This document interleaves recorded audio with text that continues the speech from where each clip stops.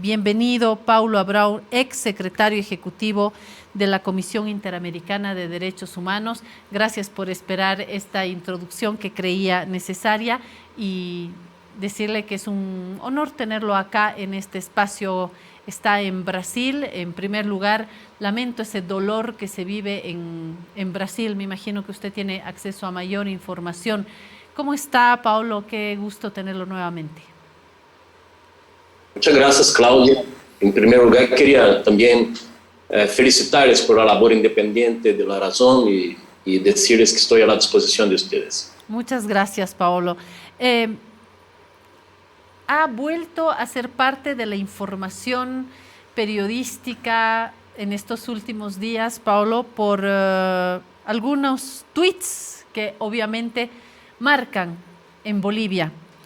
Lo que observo, dijo usted hace poco, es todo un movimiento para intentar caracterizar a la señora Áñez como una presa política, pero la verdad es una política presa, ha afirmado en torno a la situación de Áñez. La lucha contra los atentados a la democracia va de la mano de la lucha por los derechos humanos. La justicia de Bolivia ha dado un paso a favor de las víctimas y un paso clave para la no repetición. Ha posteado en redes sociales sobre lo que estamos viviendo en estos últimos días. Yo decía en la introducción de este programa, por un lado, Yanine Áñez, expresidenta de Bolivia, en este momento transitorio que se alargó más de lo que se pensaba, y decía que por un lado hay un pedazo del país que está reclamando por los derechos de Yanine Áñez, que cree que no se han respetado sus derechos humanos y que hoy está pidiendo justicia. Y del otro lado tenemos a las víctimas directas. Comienzo con las víctimas que más dolor han sentido, que son las muertes en las masacres de Sencata, Sacaba, Huayllani, por citar las más graves. Y otra vez estamos frente a un país dividido. Por si fuera poco, tenemos un sistema judicial que ha perdido credibilidad y que, sin embargo, es nuestra única herramienta para conseguir justicia. ¿Cómo mira Paulo Abreu este momento en Bolivia? Bueno, yo creo que desde solo unos 8 a 10 meses se empiezan a desvelar-se informaciones cada vez más precisas sobre ese ambiente de ilegitimidad durante la transición del gobierno en 2019, ¿no? Y que ayudan a proyectar más luz, a esclarecer la verdad sobre lo que ocurrió realmente, ¿no? Hoy circulan videos sobre conspiraciones de gente de Santa Cruz con la policía y las Fuerzas Armadas, de personas que tuvieron que renunciar bajo violencia, ¿no? Recordando el expresidente que recibió una indebida sugerencia militar para renunciar, pessoas que foram sequestradas para renunciar, ou familiares de deputados para renunciar, a falta de quórum da sessão da autoproclamação, a declaração falsa que se expediu desde a Corte Suprema, Tribunal, sem firmas, sem registros, para dar uma suposta validação na sucessão presidencial, a presença de generais otorgando a presidência, coisas que, cenas que recordam os 70, não? Então foi claramente um governo, desde a minha visão, ilegítimo, que necessitava de repressão para manter-se ao poder. Pois que em seguida a esta autoproclamação, o que passou foi uma sucessão de hechos de extrema violência, não? Com massacres, execuções extrajudiciais, lesões à integridade física, ataques ao periodismo independente, torturas em las cárceles, que eu mesmo lo presenciei personalmente, detenções arbitrárias, persecuções políticas, a própria violação do direito internacional de refúgio, ¿no? As situações de discriminação hacia as mulheres de pollera, a situação de coordenação policial com grupos parapoliciais, né? Muitos deles vinculados com atividades criminais, para generar intimidação, controlar as calles, não? Tudo isso são muito graves violações dos direitos humanos. E incluso Bolívia deve decidir em algum momento se considera levar isso à Corte Penal Internacional ou não. E foram ações que, por lo que se evidencia, foram premeditadas. Então, primeiro, e as provas estão cada vez mais disponíveis. O intercâmbio prévio de armas com outros países para ampliar a capacidade de uso desproporcionado de la fuerza contra os manifestantes que se mobilizavam em favor da democracia, o decreto 4078, que premeditadamente se elaborou para eximir de responsabilidade as Forças Armadas em seus atos de repressão, essas reuniões que passaram previamente. Ou seja, todavia, se necessita muito mais investigações para acertar em forma cabal a verdade histórica, e por isso os juízos são importantes.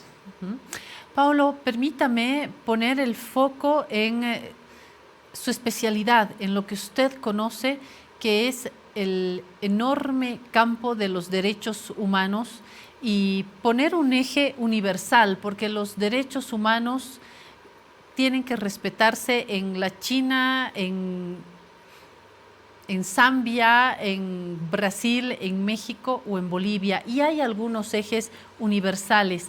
Mirando ya con mayor distancia y serenidad, me ayuda a mirar las principales fronteras que no debemos pasar sobre el respeto a los derechos humanos, tanto en el caso de Jeanine Áñez, que hoy está casi un año presa, como de las víctimas, de las que ya no están, de los muertos en ese momento tan complicado y violento en el país, pero también de los presos, de quienes fueron violados en sus principales derechos humanos. Me ayuda a hacer un balance mirando el conjunto de las víctimas en ese momento, pero también de Jeanine Áñez y de otras personas que hoy afirman ser presos políticos. ¿Tiene una mirada clara sobre esto, Paulo? Bueno, yo creo que aquí hay dos aspectos. En primer lugar, todo lo que ha pasado dentro del país. Y lo que ha pasado en 2019, en 2020, en Bolívia, ha recebido uma harta documentação realizada por a labor técnica de organismos internacionais, da Comissão Interamericana de Direitos Humanos, utilizando-se da mesma metodologia que utiliza tecnicamente em outros países, com os mesmos estándares, a implementação do FIA, o grupo de independente expertos internacionais que nós articulamos para ingressar ao país para realizar essa labor técnica também, que confirmou os hallazgos da Comissão Interamericana, não? Os informes das organizações das Nações Unidas, os informes de Harvard, da Academia, Centro de Direitos Humanos de Harvard. Isso tudo está documentado e eu creio que toda a postura negacionista tenta descalificar a labor técnica dos organismos internacionais, ou que busca estigmatizar como uma labor sesgada politicamente, é apenas uma ação extremista orientada a promover a impunidade. E em minha visão, não deveria haver mais espaço para relativizar a barbárie, para tergiversar sobre a defesa da democracia em Bolívia. Não? O país hoje intenta tomar ações para não repetir estes hechos e ser exemplar nesse sentido. Não? E as medidas de não repetição passam por o reconhecimento do direito à verdade e à justiça. E para construir um reconhecimento social de que a agenda de defesa da democracia, que vai de la mano com a luta por os direitos humanos, deve ser um valor superior, um valor suprapartidário, uma verdadeira política de Estado. Então, em uma região como a nossa, marcada por uma impunidade histórica, com sucessivos golpes contra a democracia, ou seja, a justiça de Bolívia hoje demonstra uma disposição inédita e exemplar de apontar hacia o futuro de uma não repetição, não? Buscando a responsabilidade das pessoas que atentaram contra a democracia e os direitos humanos.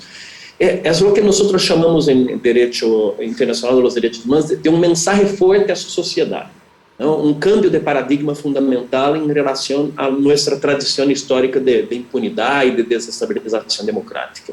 De que, se por se acaso, no futuro, estes hechos de conspiração repetir-se, de violação dos direitos humanos repetir-se, temprano ou tarde, as pessoas terão que responder frente à justiça. É fator de inibição que eu chamo de la regla de ouro da preservação das democracias em nossa região. Não?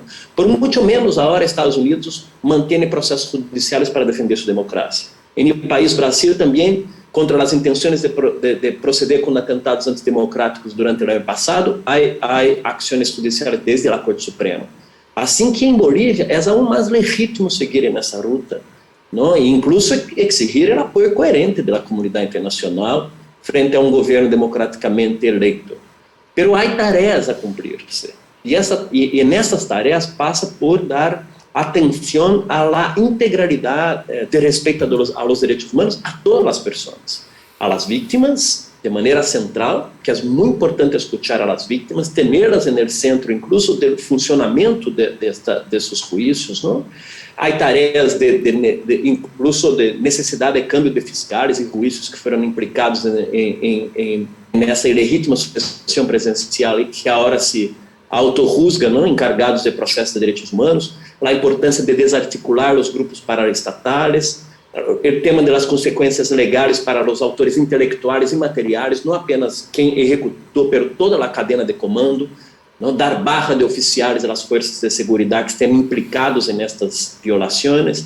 E aí chegamos ao tema da senhora Janine, que a sua vez também tem que ter seus direitos humanos preservados. Ou seja, todo o processamento em sua contra deve, em primeiro lugar, respeitar as leis nacionais. Não deve haver nenhuma ação processal particular para ela. Tem que aplicar-se as regras genéricas do país. Segundo, dentro dessas regras, em termos de detenção provisória, há que ter uma temporalidade para isso. Mas também é parte da regra internacional que ele pode medir quais são os riscos para que, eventualmente, uma pessoa possa deixar de responder em relação às suas responsabilidades a vítimas que han sido acometidas por actos de sugestão. E em Bolívia, o que passa é que há alguns atores políticos que han ido do país e se foram do país, não exatamente para não responder a estes hechos. Então, há que também sopesar estes aspectos, que, em terceiro lugar, é central juízo célere, não é fundamental. Alguns militares já decidiram por juízos abreviados, não é, por a colaboração eficaz. Esse é o melhor caminho para uma decisão célere, segundo as leis nacionais, com devido processo, segundo as normas internacionais, e se logra concretar o juízo há anos, não? Incluso será o segundo juízo na história de Bolívia, depois do juízo Alves Mesa, para sancionar um regime que obteve o poder de maneira ilegal e ilegítima. Eu tenho escutado que a oposição na Assembleia ha señalado que não autorizará juízo de responsabilidade contra ANES. E sem essa autorização, ou em caso de que se inicie esse trâmite e é rechazado, ele jamais poderia ser juzgado. E esse ponto seria um desastre para a imagem pública do país e violaria o direito internacional, porque é importante saber que se Bolívia não avança com esses juízos, em contra de Janine e todos os cúmplices, Bolívia será futuramente condenada nos foros internacionais de direitos humanos, porque o dever de justiça para as vítimas é parte fundamental das obrigações internacionais do país. Então, todas as pessoas que firmaram o fatídico decreto 4078, que foram cúmplices, devem ser processados. Todos os comandantes dos operativos, todos os da resistência juvenil paramilitar que apoiaram esses actos de violência extrema. Então, não é respeitar os direitos humanos da senhora Áñez como uma pessoa que está sendo processada criminalmente, não é uma alternativa a seguir adelante com os devidos juízos ao conjunto de vítimas de atrocidades que já vivido em seu passado recente. Paulo, habló de mensajes, habló de informes, de huellas escritas. Qué importante es lo que queda escrito porque queda para la historia y la historia debería tener la principal función de no repetición. Pero hay mensajes y mensajes. Tenemos los mensajes en redes sociales de solidaridad con Janine Áñez, de actores como Carlos Mesa, como Jorge Quiroga, como otros que pueden multiplicarse dentro de la oposición, y esto marca la polarización sin duda. Y hay otros documentos, me refiero concretamente al informe del GIEI, que tenía un informe anterior del que usted fue columna vertebral, pero ya más en detalle el último informe del GIEI, que pronto será expuesto en la OEA. El embajador de Bolivia en la OEA, Héctor Arce, ha anunciado que se hará conocer este informe sobre la crisis en el Consejo de la OEA. Pero también tenemos otros documentos escritos como la Carta de Apoyo y de Solidaridad con Janine Áñez, firmada por varios expresidentes de la región. Creo que hay también huellas y huellas escritas y hay un eje político en medio de todo esto, ¿no? Que complica. É verdade, eu creio que há todo um intento de politizar esse tema dentro de Bolívia, incluso desde parte de setores extremistas, não? Pero, em verdade, a mim me parece que, historicamente, as vozes que han sido sempre acalladas por serem pobres, indígenas, campesinos, não? Ou por eventualmente defender um outro projeto de sociedade, é a voz de quem ha sofrido as consequências de um esquema repressivo, de um governo autoritário, de um governo que ha cometido graves violações aos direitos humanos, que são inaceitáveis em nenhuma sociedade, em nenhum tempo. Então, Bolívia tem um grande desafio de não permitir que esse intento de politizar esse tema, que tem que ver centralmente com o dever de justiça às vítimas, que tem que ver centralmente com o dever de defesa da democracia, não relativizar estes princípios e seguir adelante com seu projeto como sociedade de generar um câmbio de paradigmas, como eu he comentado, e apontar assim um outro futuro onde a ética social centralmente não é uma ética basada no olvido e na impunidade, e sim basada no dever de justiça e na verdade. Estas são bases fundamentais, fortalezas que vão propiciar a própria democracia boliviana no futuro, não repetir estes hechos.